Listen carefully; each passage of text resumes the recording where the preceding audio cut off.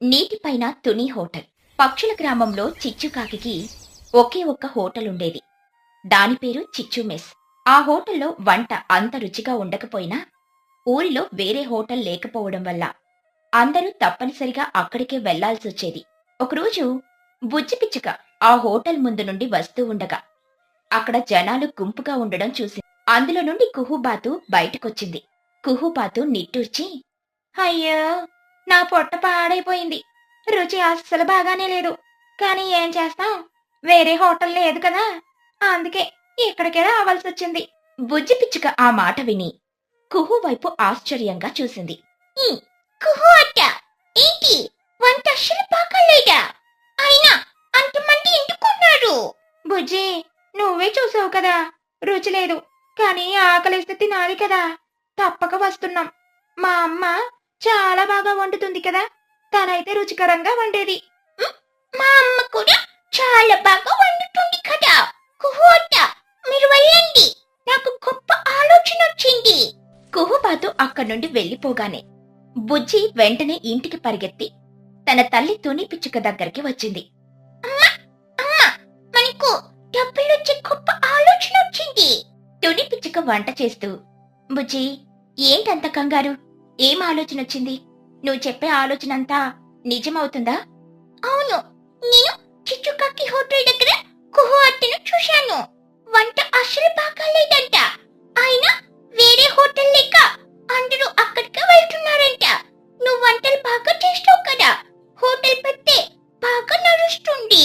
తుని పిచ్చుక ఆలోచిస్తూ, నిజమే, నా వంటంటే అందరికీ ఇష్టం. కానీ హోటల్ పెట్టడానికి స్థలం ఎక్కడుంది? ఊరిలో ఎక్కడ చూసినా స్థలం దొరకదు కదా. నువ్వు హోటల్ పెట్టు, స్థలం గురించి మనం పెట్టుకుంటాం. చిచ్చు హోటల్ మూసేయించాలి. తుని పిచ్చుకకు ఆ ఆలోచన బాగా నచ్చింది. సరే, మనం హోటల్ పెడదాం, ముందు స్థలం చూద్దాం అని తుని చెప్పింది. తుని మరియు బుజ్జి కలిసి హోటల్ పెట్టడానికి స్థలం వెతుకుతూ ఊరంతా తిరిగారు. వారికి ఎక్కడా నచ్చిన స్థలం దొరకలేదు. స్థలం దొరికినా చిచ్చుకాకి గొడవ పడుతుందేమోనని తుని భయపడింది. బుజ్జి, నాకీ హోటల్ ఆలోచన చాలా నచ్చింది. కానీ ఎక్కడా ఖాళీ స్థలం దొరకడం లేదు. చిచ్చు ఇంటి పక్కన పెడదామంటే అది 10 గంటలు గొడవ పెడుతుంది. ఏం చేద్దాం? నువ్వు బెంగపడుకో, సమస్య వస్తేనే కదా సామర్థ్యం బయటపడేది. మనం వెతుకుతాం. సరే బుజ్జి, నాకు తలనొప్పి వస్తుంది. ఇప్పుడు చిచ్చుని చూస్తే నిజంగా గొడవ పడతాను. నువ్వు నిజంగా గొడవ పడితే చిచ్చు ఆంటీ నిజంగా హోటల్ పెట్టడానికి స్థలం ఇవ్వదు. అప్పుడే కుహుపాతు అక్కడికొచ్చింది. టోనీ, బుజ్జి, ఏంటి మీరిద్దరు చాలా కంగారుగా తిరుగుతున్నారు? ఏమైంది? కుహు, మేము హోటల్ పెడదామని అనుకుంటున్నాం, కానీ స్థలం దొరకడం లేదు. చిచ్చు గొడవ పడుతుందేమోనని భయం. కుహుపాతు నవ్వుతూ, హోటలా? తుని, నీ వంట తింటే చిచ్చు కూడా మారిపోతుంది. కానీ మీరు స్థలం గురించి బాధపడకండి, నా దగ్గర ఒక గొప్ప ఆలోచన ఉంది. ఏంటి? ఏంటి ఆలోచన కుహు? త్వరగా చెప్పు, నా మెదడు వేడెక్కిపోతుంది. మీరు స్థలంలో హోటల్ పెట్టకండి. ఊరి చెరువు ఉంది కదా, దాని నీటిపైన పడవలాంటి ఒక హోటల్ పెట్టండి. అది భిన్నంగా ఉంటుంది, అందర్నీ కూడా ఆకర్షిస్తుంది. అప్పుడు చిచ్చుకు కూడా గొడవ పెట్టడానికి స్థలం ఉండదు. బుజ్జి పిచ్చుక గట్టిగా చప్పట్లు కొడుతూ, ఇంటి గొప్ప ఆలోచన, నీటిపైన హోటల్, అందరూ వస్తారు, చిచ్చు ఆంటీ నోరు మూసుకుంటుంది. తుని పిచ్చుకకు కుహు సలహా అద్భుతంగా అనిపించింది. కుహు, నువ్వు నిజంగా తెలివైన దానివి. ఈ ఆలోచన అద్భుతం. కాని పడవ హోటల్ ఎలా తయారు చేయాలి? నాకు తాడులు చెక్కలు తెలియదు కదా. నేను మా హిగ్రత గారిని, చోటు చిలకను, లూసి పావురాన్ని పిలుస్తాను. మనమందరం కలిసి పని చేస్తే త్వరగా అయిపోతుంది. చిన్న ప్రారంభోత్సవం కూడా చేద్దాం. కుహుబాతు వెంటనే అందర్నీ పిలిచింది. మహీగ్రద్ద, లూసి పావురం, చోటు చిలుక, చిన్నుకాకి, బన్ను చిలుక అందరూ వచ్చారు. తుని, హోటల్ పెడుతున్నావా? నీటిపైన? ఇది తెలివైన వ్యాపారం. గురువుగారిలా స్థలాన్ని సృష్టించేశావు. ఆహా, పడవ హోటలా? నాకు కూడా పని కావాలి. నేను హోటల్ బయట రంగులు వేస్తాను, పడవ మెరవాలి. నేను పడవకు సురక్షితంగా ఉండడానికి త్రాడులు కడతాను. రుచి బాగుంటే నేను కూడా పని చేస్తాను. భద్రత ముఖ్యం. మిత్రులారా, మీ సహాయం లేకుండా నేనేమీ చేయలేను. కుహుకు ధన్యవాదాలు. వంట నాది, కష్టం మీది. ఏంటిదని భోజనం తింటేనే శక్తి వస్తుంది. రుచి లేకపోతే నేను రంగులు కూడా వేయను. నేను కూరలో ప్రేమ కలుపుతాను. రుచి అద్భుతంగా ఉంటుంది. నువ్వు భోజనం గురించి బాధపడకు. అవును చోటు, తుని వంట ఎంత రుచిగా ఉంటుందో నీకు తెలీదా? నువ్వు రంగులు వేసే పని చెయ్యి. వంట గురించి తునిని ఇబ్బంది పెట్టకు.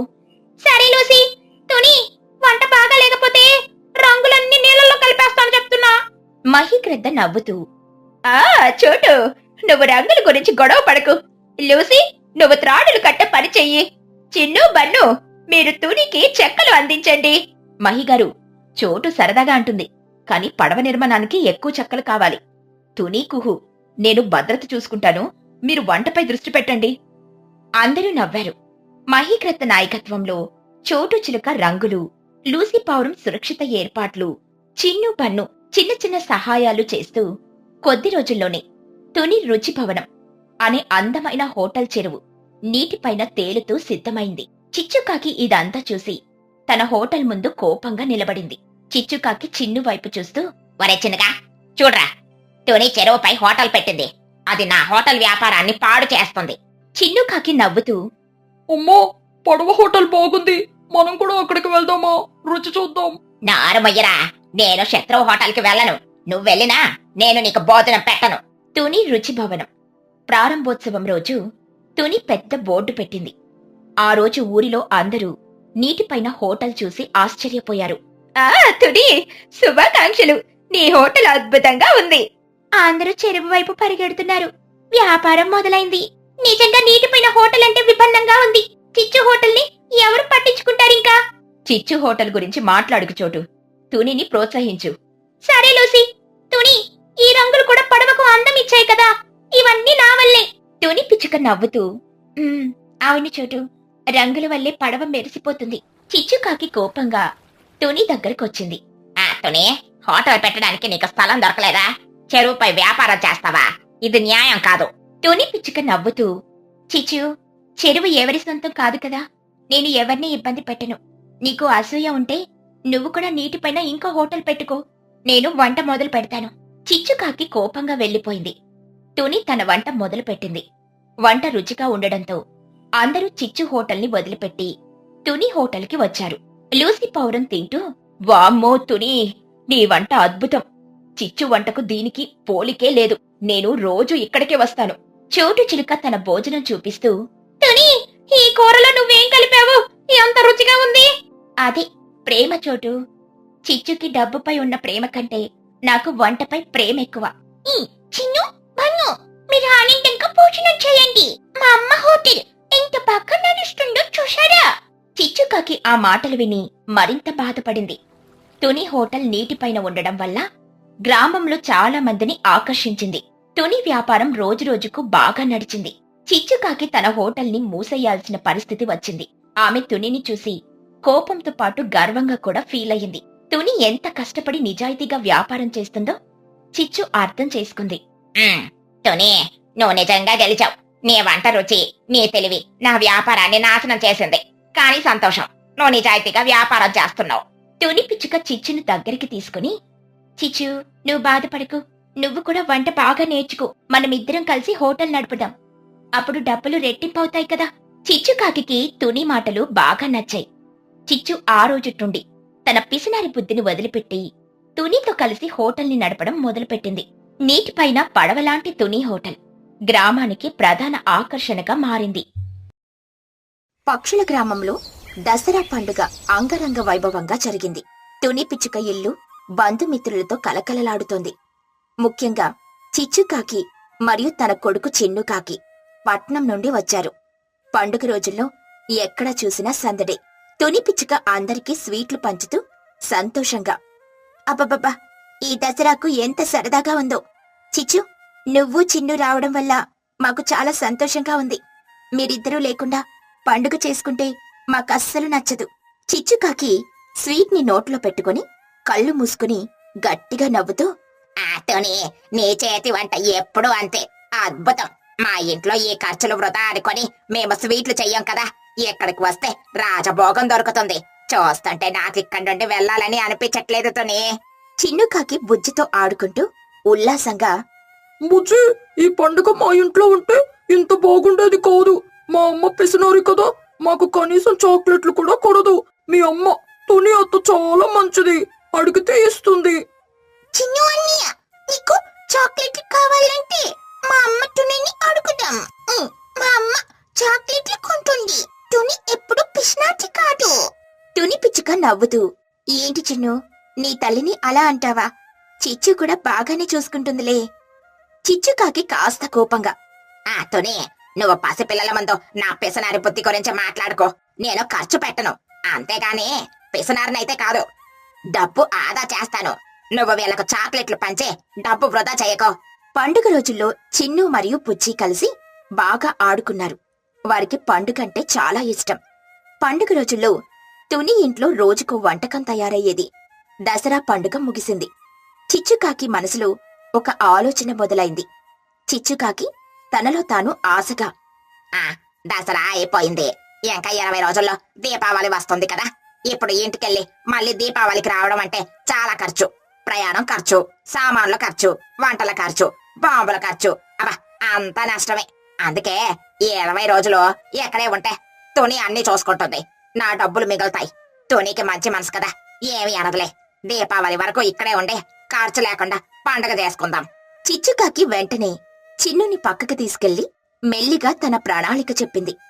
చిచ్చుకాకి గొసగొసగా, చిన్నగా పద ఇంటికెళ్దాం అని నాటకమాడు. నేను నిజంగా వెళ్లడం లేదు. చిన్నుకాకి తల్లిని చూసి ఆశ్చర్యంగా, ఎందుకమ్మా, మనకి ఇంట్లో ఏముంది? బుజ్జితో ఆడుకోవడం సరదాగా ఉంది. నేను రాను, నీ నాటకం ఆపడం కష్టం. అయ్యో, ఈ పిసనారి మాట వినవు. చిన్ను, నువ్వు రాను అని మారం చేస్తే దీపావళి వరకు మనం ఇక్కడే ఉండొచ్చురా. నువ్వు మారం చేస్తే నేను నీకు 2 పెద్ద చాక్లెట్లు ఇస్తాను. ఏమంటావు? చాక్లెట్ చూడు ఎంత రుచిగా ఉంటుందో. చిన్నుకాకి ఉత్సాహంతో, 2 చాక్లెట్లు డన్నమ్మా. నువ్వు నన్ను మారం చేయమంటే మారం చేస్తాను, ఏడుపంటే ఏడుస్తాను. నాకు చాక్లెట్ ఇస్తే చాలు. దీపావళి బాంబుల కంటే చాక్లెట్లు ముఖ్యం. సబాష్, నువ్వు నా కొడుకురా.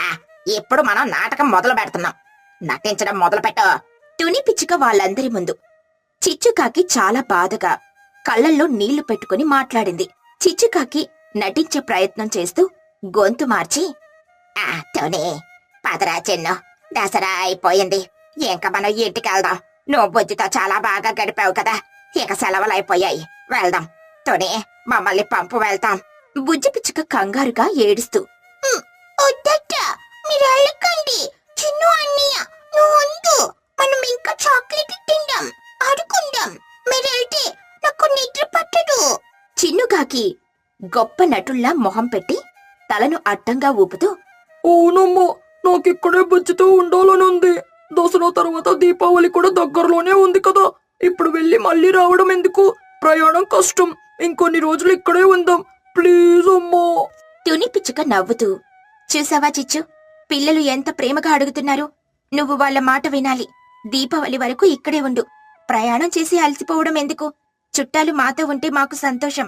చిచ్చుకాకి తునిని చూసి మనసులో మురిసిపోతూ, సరే తుని, పిల్లల కోసం నేను ఇక్కడే ఉంటాను. చిన్ను, నువ్వు బుజ్జితో ఆనందంగా ఉండు. నేను కూడా తునికి సాయం చేస్తాను. తనలో తాను, సాయం కాదు, లాభం చూస్తాను. నా డబ్బు మిగులుతోంది. తుని సంతోషంగా ఒప్పుకుంది. అలా మరో 20 రోజులు గడిచాయి. అతిథుల వలన పెరుగుతున్న ఖర్చులు, తుని పిచ్చుక ఇంట్లో సరుకులన్నీ అయిపోవడం మొదలైంది. బియ్యం డబ్బా, పప్పుల డబ్బా ఖాళీ అయిపోయాయి. చిచ్చుకాకి మాత్రం ఉదయం లేవగానే భోజనం కోసం టేబుల్ దగ్గర కూర్చునేదే తప్ప కనీసం తల్లిగా తునికి సాయం చేయలేదు. అలా ఒకరోజు ఉదయం వంటగదిలో తుని కళ్ళు నిలుపుకుంటూ వంటగదిలో చూసి నిట్టూర్చి, అయ్యో, ఇవేంటి, సరుకులన్నీ అయిపోయాయి. నిన్నేక 10 కిలోల బియ్యం తీసుకొచ్చాను. చిచ్చు, నువ్వు వంటగదికొచ్చి సాయం చెయ్యి, లేదంటే నేను వంట చేయను.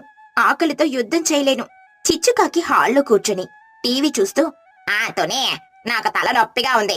నువ్వు ఒక్కదానివే చాలా బాగా వండుతావు కదా. నేనొచ్చి సరుకులు వేస్ట్ చేయలేను. నువ్వు వెళ్ళు, వంట చెయ్యి. నేను మానసిక సాయం చేస్తాను. నువ్వు వంట చేస్తే నాకు శక్తి వస్తుంది. తుని పిచ్చుక కోపంగా చెంచా పడేసి, అవును, నువ్వు మానసిక సాయం తప్ప శారీరక సాయం ఎప్పుడు చెయ్యవు. చుట్టాలొచ్చినప్పుడు సాయం చేయడం మర్యాద. నీ పిసినారి బుద్ధికి చుట్టాలు కూడా భోజనం చేయలేకపోతే ఎలా? మహిగ్రద్ద అప్పుడే తుని ఇంటికొచ్చింది. తుని, ఏంటి గొడవ? ఇంట్లో యుద్ధం జరుగుతోందా? చిచ్చు, నువ్వు తునికి సాయం చేయకుండా టీవీ చూస్తున్నావా? మహి, ఈ చిచ్చుని చూడు. పండుగ అయిపోయినా చుట్టంలా ఇక్కడే ఉంది. దీపావళి వరకు వెళ్ళను అని అంటుంది. సరుకులన్నీ అయిపోయాయి. నా సొమ్ము మొత్తం ఖర్చయిపోయింది. కనీసం వంట చేయడంలో కూడా సాయం చేయదు. చిచ్చుకాకి మహి వైపు అమాయకంగా చూస్తూ నటిస్తూ, మహి, నేను తునీకి శారీరక శ్రమ ఇవ్వదలుచుకోలేదు.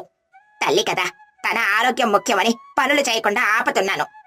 తుని, నేను నీకు డాక్టర్లా ఆలోచిస్తున్నాను. వంట చేయడం కష్టం కదా. మహి క్రద్ద నవ్వు ఆపుకోలేక గోడకు తల కొట్టుకుని, చిచ్చు, నువ్వు డాక్టర్వా? నువ్వు పిసినాడివి. పని చెయ్యాలంటే నీకు బద్ధకం. తుని, నువ్వు వీళ్ళను బలవంతంగా ఇంటికి పంపు. నీ ఆరోగ్యం ముఖ్యం. లూసి పౌరం కిటికీలో నుండి చూసి గట్టిగా నవ్వి, మహి, తుని, చిచ్చుకు పిసినారి బుద్ధి పోవడం కష్టం. అది దీపావళి బాంబుల ఖర్చు కూడా నీతో పెట్టించాలని చూస్తోంది. బాంబుల శబ్దం కంటే డబ్బుల శబ్దమే దానికి ఎక్కువగా ఇష్టం. అవును, నాకు దీపావళికి బాంబులు కొనడానికి కూడా డబ్బులు లేవు. చిచ్చు, నువ్వింటికెళ్ళు. చాక్లెట్లు కొనాలంటే సొంత డబ్బులు కావాలి. నువ్వుంటే నా ఖర్చు పెరిగిపోతుంది. తుని, నీకు దీపావళికి నేను సాయం చేస్తాను. నువ్వు డబ్బు గురించి ఆలోచించుకో. నేనున్నాను కదా. తనలో తాను, సాయం అంటే మానసిక సాయం మాత్రమే. చిన్నుకాకి అప్పటికే తుని ఎంత కష్టపడుతుందో చూశాడు. తుని ముఖంలో ఆనందం పోయి కష్టం కనిపించింది. చిన్నుకు విషయం అర్థమైంది. చిన్నుకాకి తన మనసులో, మా అమ్మ ఎంత పిసినారి. తుని అత్తను ఎంత బాధ పెడుతోంది. అత్త అస్సలు ఒక్క మాట కూడా అనలేదు. నేనే మా అమ్మను ఒప్పించాలి. చాక్లెట్లు పోయినా పర్లేదు, అత్త సంతోషం ముఖ్యం. చిన్ను వెంటనే చిచ్చుకాకిని పక్కకి తీసుకెళ్లాడు. చిన్నుకాకి మెల్లిగా, అమ్మా, ఇంటికెళ్దాం. నాకు బుజ్జితో ఆడుకోవడం ఇష్టముంది. కానీ తుని అత్తను చూడు, ఎంత కష్టపడుతుందో. సాయం చేయకపోతే మనం చుట్టాలు కాదు, బద్దకస్తులమవుతాం. నువ్వు వెళ్ళు, సరుకులన్నీ అయిపోయాయి. చిచ్చుకాకి చిన్ను మాటలు గుండెకు తగిలాయి. తుని ఎంత కష్టపడుతుందో, ఒక్క మాట కూడా అనకుండా ఎలా ఉందో తలుచుకుని బాధపడింది. చిన్ను, నువ్వు మాట్లాడింది నిజమేరా.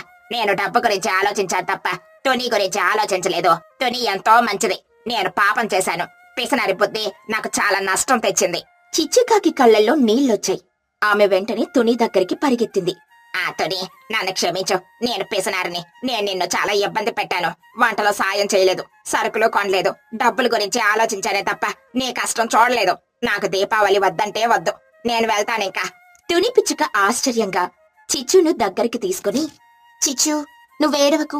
చుట్టాలొచ్చినప్పుడు ఖర్చులుంటాయి. నువ్వేమి బాధపడకు. నువ్వు చిన్ను ఉంటే నాకు చాలా సంతోషంగా ఉంటుంది. నువ్వు కావాలంటే ఇంకొన్ని రోజులుండు. సరుకులు నేను తెస్తానులే. వద్దు తుని, నువ్వు చాలా మంచిదానివి.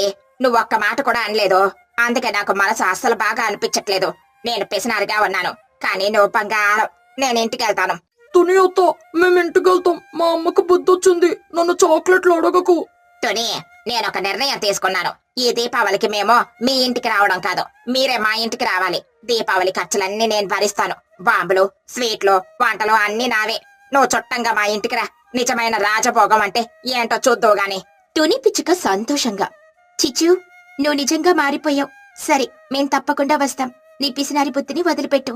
చిచ్చుకాకి మరియు చిన్నుకాకి సంతోషంగా తమ గ్రామానికి వెళ్లిపోయారు. చిచ్చు తన పిసినారి బుద్ధిని వదిలిపెట్టి తుని మరియు బుజ్జిల కోసం గొప్ప దీపావళి పండుగను సిద్ధం చేయడం మొదలుపెట్టింది. తుని మరియు బుజ్జి ఆ దీపావళి కోసం సంతోషంగా ఎదురుచూసి